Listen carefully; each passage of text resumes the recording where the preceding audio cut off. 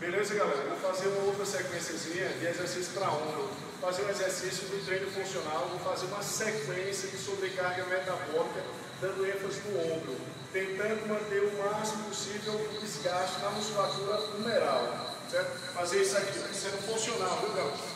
Aqui, ó, abaixou, certo? Só para frente e para trás, ó. Só isso. 2 dedos antes do peito, só isso. Na verdade, aqui a gente está com uma tensão isométrica.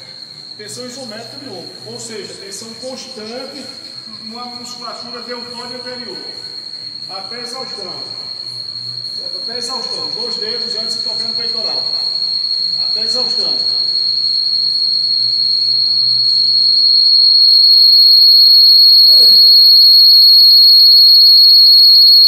Com a musculatura fibrilando, vamos lá.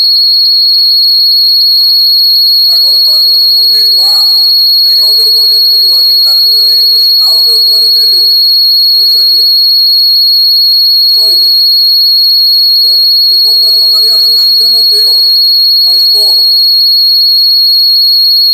mais intenso. Deltoide anterior. Lembrando o seguinte, não isola uma musculatura só, você está dando ênfase ao deltoide anterior. Pode fazer essa variação.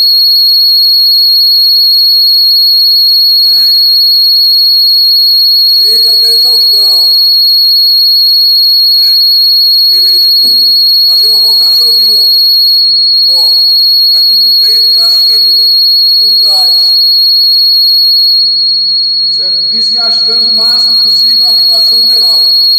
Tenta segurar bem a fase excêntrica do movimento, que é a fase negativa. Lembrando o seguinte, a fase excêntrica é a fase que a musculatura está sendo alongada. Geralmente é contrária à atuação gravitacional e aí causa mais dano na fibra muscular. E a intenção é essa mesmo, causar o maior dano possível.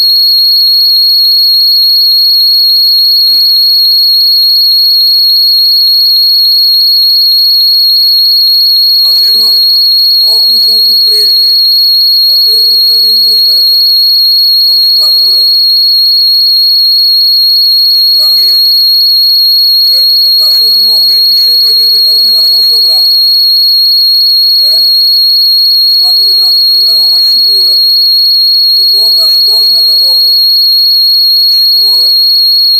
Segura. Fibrilando, ó. Agora fazer o encolhimento. Encolhimento de ombro. Lembra disso, a intenção é manter o fluxo sanguíneo constante na musculatura. Certo? Pegando toda a articulação humeral. Não existe número. Esse é o método explosivo. Não existe número. Suporta o máximo possível. Valeu, galera. Mais uma método explosivo.